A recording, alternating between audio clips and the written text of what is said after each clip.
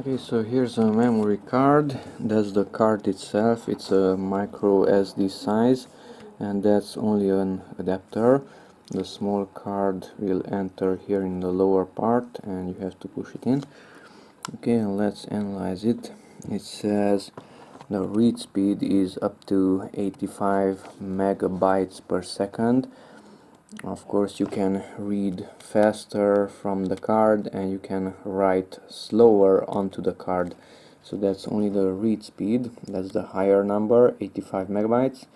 And the write speed is always slower, that's maybe half of it or even less. Okay, and the size of this memory card is 16 gigabytes.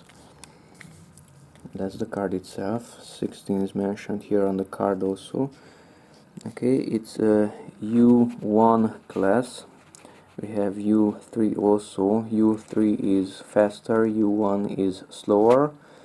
And we have another rating, class 10. Class 10, that is, it guarantees that you can write onto the card with 10 megabytes per second. Remember, the read speed is always higher, 85 versus 10, so 10 is guaranteed. Okay, 16 gigabyte is HC, but if you get a 64 gigabyte card, that card will be XC. So that's a micro SD card, HC. Okay, it says it's waterproof, X-ray proof, shock proof, lifetime warranty, and you get an adapter also. That's the adapter. Okay, data rescue software, free download. Okay, here's the website, Silicon Power. You get a QR code also for the warranty. Compatible smartphone, tablet, mobile devices. Okay, in multiple languages. The speeds may vary, and that's about it. Let's open it somehow. We have some dots here. Yes, it's working somehow. Okay, you can throw that away. And here's the important part. That's it. That's the adapter, and that's the card itself. It looks like this. The adapter has a read only mode also, so if you pull it down it says lock. So now it's logged. Now you cannot write onto this card, it is read only. And if you push it up, now you can write also, and of course read. Okay, so let's just insert the card there. Okay, and now you can use it as a large card in a larger camera, which requires an SD card. This is an SD size. Okay, and if you have a smaller camera, let's say that one, then you have to remove and use only this one. So there is no data stored on this one, that's just an adapter. All the data is on the small one. So let's try it. Power it on.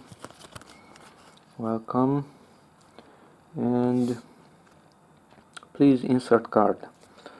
Okay, so it has no card, it's asking for a card, so let's just power it off. Okay, insert that memory card. Look for this cut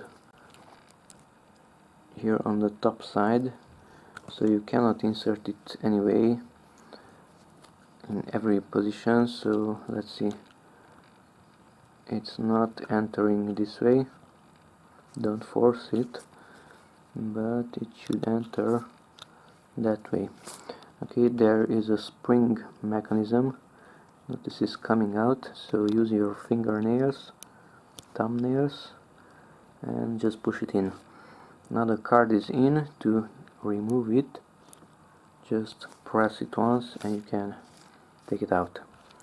So put it back, put your nail at an angle, because otherwise it might slip down to the right or to the left and the spring might throw out your card.